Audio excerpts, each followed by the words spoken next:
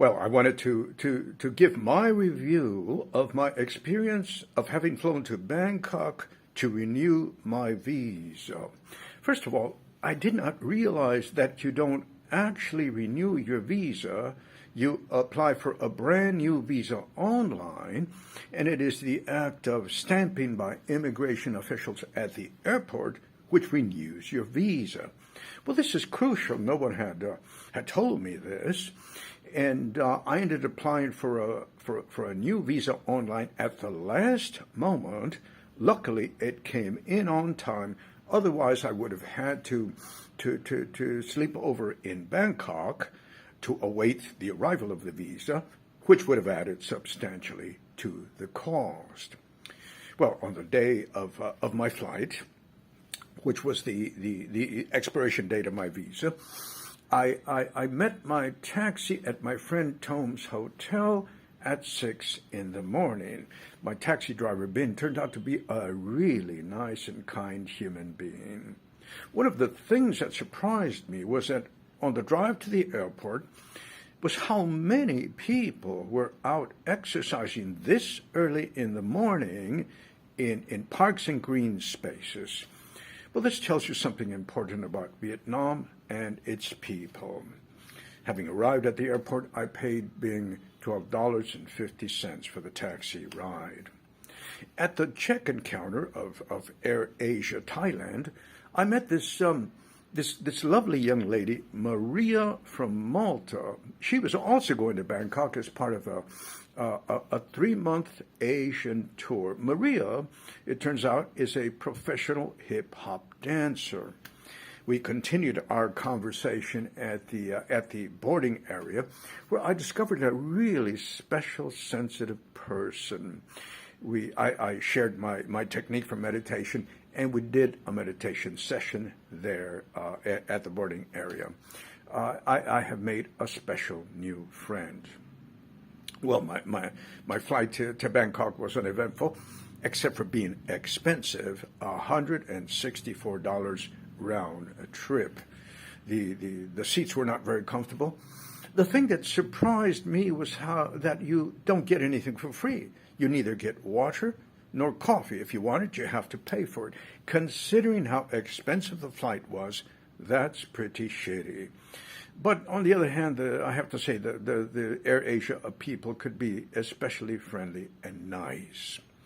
Well, we arrived in Bangkok, a 90-minute flight, and I went through at immigration, at Thai immigration officials.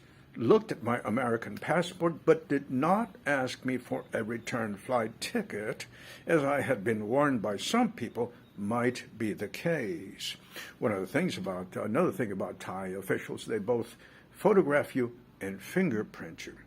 Well, I finally made it into the airport, and I right away went to look for the Air Asia counter for the return flight, which wasn't easy because there are a number of counters there. I found it. I could check in early because I did not have any luggage. I went through the customary security checks, 3 in all as I recall. Finally made it into the secure area, where I decided to make the best of a bad situation, and I treated myself to a wonderful Thai restaurant where I had the massaman chicken curry with jasmine rice and a Thai tea. Now, I'm pretty picky about food, and I have to say this was especially delicious. Afterwards, I repaired to the Starbucks next door, where I devoted my time to watching videos on my telephone, watching people go by, and I found a discreet little corner where I did push-ups intermittently the whole day. My goal had been to do 200. I reached 130, which, considering the situation, was acceptable. Well, at a certain point, adding injury to insult, I got a message that the flight would be delayed by 50 minutes. Eventually, that moment arrived, and we took off and arrived in Hanoi. While standing in immigration line, I took a step backward, bumped into somebody, I turned around and to excuse myself, and I was met with this lovely young lady with very sensitive eyes, and we chatted. We continued our chat after immigration, exchanged our contact information. A couple of days later, we had coffee at the Cafe Italia, where I discovered a really special individual. In fact, she had been to Bangkok for a 7-day meditation retreat at a Buddhist temple.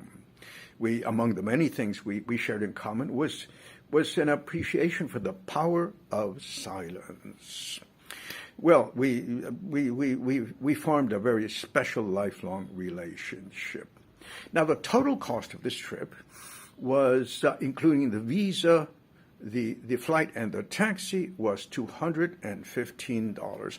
Add to that another $15 for the for the lunch and the coffee. What can I say? I tried to make the best of a difficult situation. I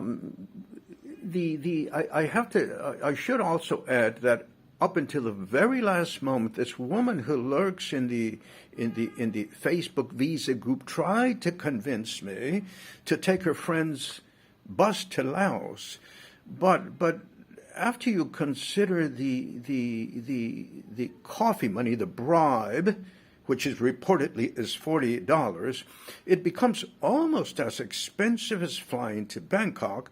Plus, you have to spend 24 hours on